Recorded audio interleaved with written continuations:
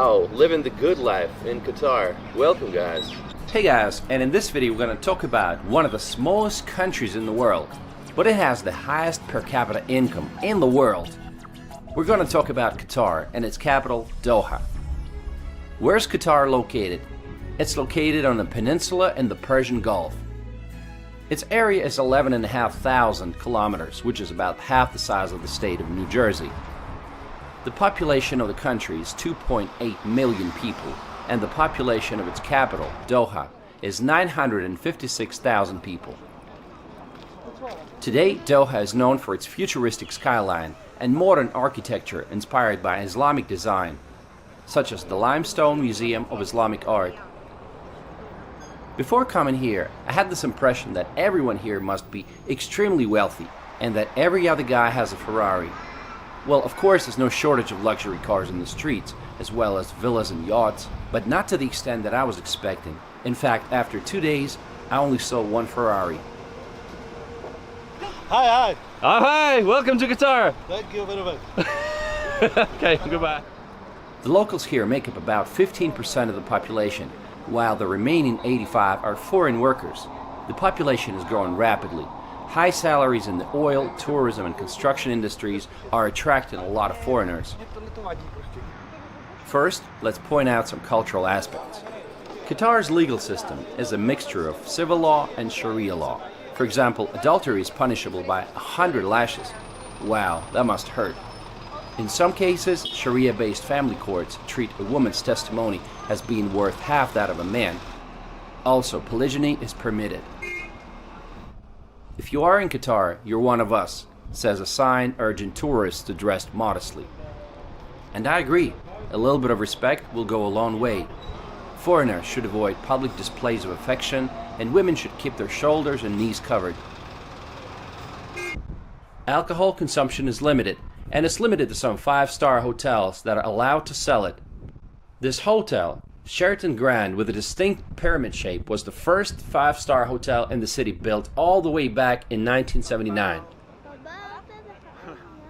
Today, the business district of Doha, the West Bay area, looks futuristic, and it's best seen from Corniche Promenade.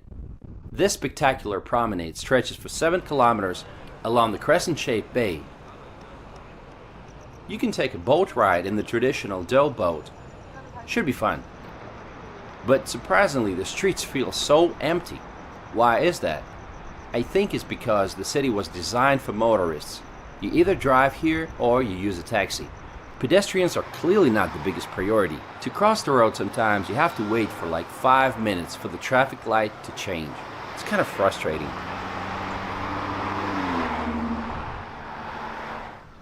What's the recent history of Qatar? In the 19th and early 20th centuries, Qatar was part of the Ottoman Empire. Later, it was under the protectorate of Great Britain until it claimed its independence in 1971. Some 50 years ago, the main industries were fishing and pearl hunting. There is even a large oyster and pearl statue on the south end of the Corniche. But all of that changed once they discovered oil. Today, oil and gas industries account for 55% of the country's GDP. Qatar is lucky to have 1.5% of the world's proven oil reserves and 13% of the world's natural gas reserves. It's also the world's largest exporter of liquefied natural gas. Gas at the pump station is affordable. It's even cheaper than in the UAE. 45 cents per liter or $1.6 a gallon. The current Emir of Qatar is Tamim bin Hamad Al-Thani, and you can see his portraits on many buildings. Actually, he's pretty young, he's just 39 years old. Those who are interested in the world news are probably familiar with Al Jazeera News Network, but few know that it was founded here in 1996 by the Qatari government. In June 2017, Qatar found itself in the middle of a diplomatic crisis when Saudi Arabia, along with Bahrain, Egypt, and the United Arab Emirates and some other countries, severed all ties with Qatar, claiming that Qatar was supporting some bad guys and military groups aimed at destabilizing the region. They closed off their airspaces, territorial waters, and land borders to Qatar. Saudi Arabia even wanted to go as far as building a water canal that would separate the two countries and actually turn Qatar into an island. Qatar denies all of those claims. It's politics, so it's gotta be controversial, so I'm not taking sides. Meanwhile, Qatar is in full swing preparing to host the greatest football event in the world, World Cup 2022. It's a huge responsibility. This will be the first World Cup ever to be held in the Arab world. Matches will be held at 8 stadiums. 7 of them are being built from scratch. But what about the alcohol restrictions, you might ask? What are the football fans going to do without beer? At the time of the championship, the sale and consumption of alcohol will be legalized, but mostly limited to fan zones. Because Doha has a hot desert climate and temperatures in the summertime can easily reach 50 Celsius. For the first time in history, the World Cup will be held in November and December. This in front of you is a giant statue of Ori, the oryx that was the mascot for the 15th Asian Games, which took place in Doha back in 2006. The stadiums will be connected by the metro, which was specifically built for the World Cup. The metro was opened in May 2019 and it's fully automated. For now it has 3 lines and 37 stations, but eventually Doha Metro will have 4 lines and around 100 stations for the entire network. We're in Qatar and we're trying to use the subway. Let's see if we can do it. I have 3 adults with me, so we got, okay, now I gotta pay. Alright, they told me it's possible to pay with a card. I'll see if I can do that. For $1 US, you get 3.6 local currency. Okay, take your travel cards. Great, beautiful. I got my cards.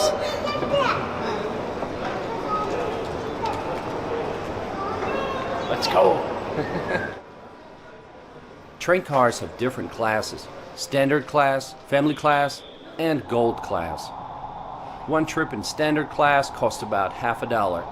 If you decide to explore and just jump on the subway and travel a few stops away from the city center, the metro will be traveling above the ground and all you can see from the window is the endless desert, road intersections, and oil refineries.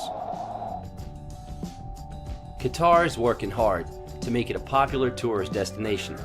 They had 1.8 million international visitors in 2018. The cruise industry continues to grow at a rapid pace, with Qatar welcoming 31 ships in 2018, which was an 83% increase compared to 2017. At the same time, Qatar Airways operates a hub-and-spoke network linking over 150 international destinations from its base in Doha. So when you come to Doha, what are the sights? What are you going to do? Well, you can start off by visiting Qatar Cultural Village. It's a huge cultural city made in the style of old Arab buildings that has museums and galleries. There are a lot of sculptures and installations and a city beach. Another location you might want to visit is the Pearl of Qatar. Built on reclaimed land, it's a high-end luxury neighborhood that features Mediterranean-style yacht-lined marinas, luxury residences and hotels, as well as top brand name boutiques, cafes and restaurants. Walk around the promenade and you'll see rows of yachts moored on the pristine water. You can also take a water taxi across the Porto Arabia Marina. I found it a bit strange again that there weren't too many people there, so it felt like being on a film set. The cool thing about this island is that it will feature the world's largest district cooling plant. It's going to be a 130,000 ton district chilled water plant that will serve the cooling needs of all buildings on the island. This is one of the few areas in Doha where foreigners are allowed to buy real estate. As a bonus, they're automatically granted residency, which extends to the owner's family for the whole duration of the ownership. How are you? Good, good.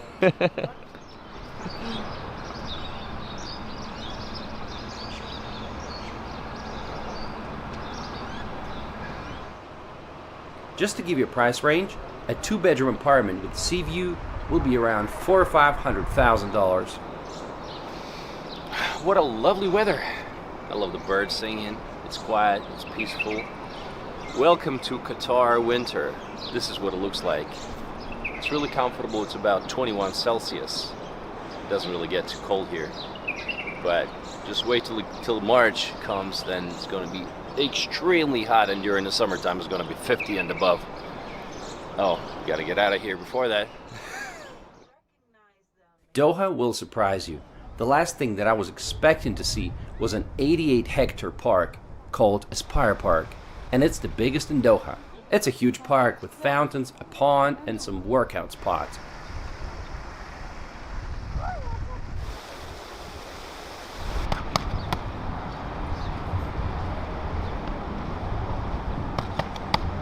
Nice boxing. Now, would you believe this is Qatar? I mean, 20 years ago, this was a desert. And now you see all those parks and people exercising. Wow, that is impressive. Hi, welcome to Qatar. It's a wonderful place we're here, okay? So you can enjoy a lot here, okay? All right, best of luck.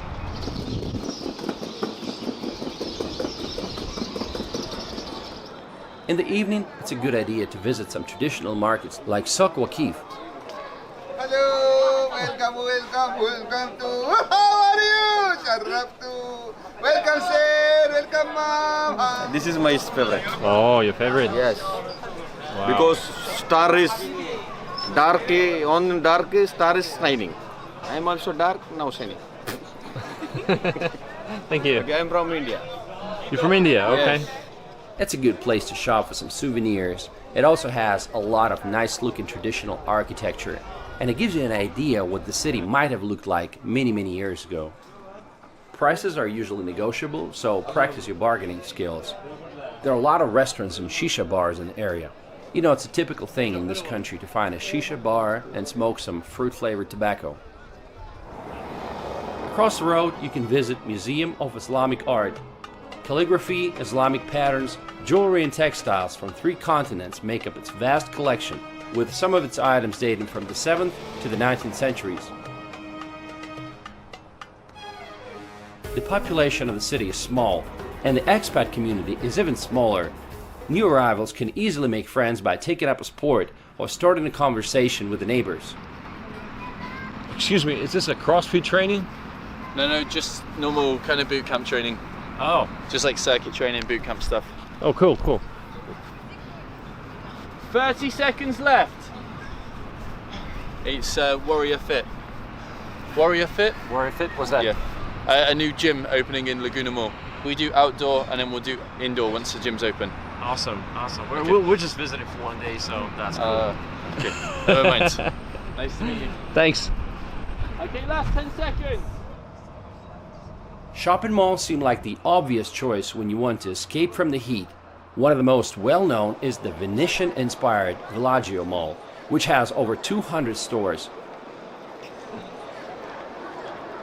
However, its indoor canal is the main attraction. Here you can take a gondola ride and look up at the painted blue sky with scattered clouds. Another popular shopping mall is City Center Doha. It's the largest in Qatar. It offers a large and diverse shopping experience, and it has a multiplex cinema, a bowling alley, and even an indoor ice skating rink. Some of the favorite activities for locals include camel racing, which take place in the wintertime and spring when the heat goes down. The country is surrounded by the sea, so water sports are a must. Safari tours to the desert with dune bashing and land cruisers are also popular.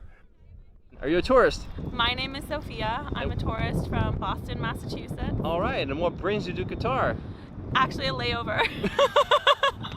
I left Pakistan, Karachi this morning, and I got here 3 hours later.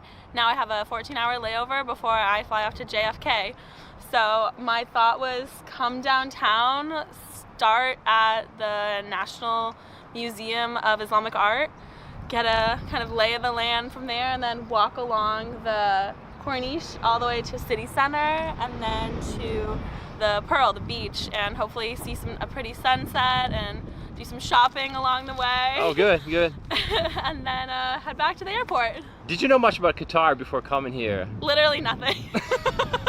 Okay. I know the obsession with architecture and art, Right. and I know I have a lot of friends who are Islamic and who practice Islam.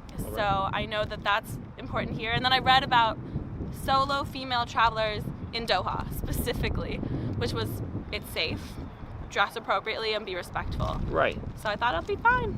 Awesome. Awesome. Well, enjoy your time. Thanks. Thank Have a you. good one. Qatar has a staggering income and very few citizens. The income from oil enables the government of Qatar to provide its people with a number of social welfare benefits. These include free healthcare and housing paid for partly by the government. Education is free and scholarships are available to qualified students for study abroad or at the University of Qatar. The biggest challenge for Doha is the heat. Some local building companies have implemented various forms of cooling technology to alleviate the extremely torrid climatic conditions. Qatar is very safe, with low levels of even petty crime. Many people try to compare Doha with Dubai. Indeed, this comparison makes sense. Their starting points are very similar. Lots of oil money and the desert. Of course, Doha is not there yet, but the city is doing its best to narrow the gap. The construction is in full swing, and many new sites will be opened for the World Cup. Knowing how much they want to impress the world, I think it can be done. Doha is another example of how, with the right strategy in mind and the resources to back it up, you can turn any place on planet Earth, even the desert, into a thriving city of the future. And what do you guys think about Doha and Qatar? Let me know in the comments. Thanks for watching.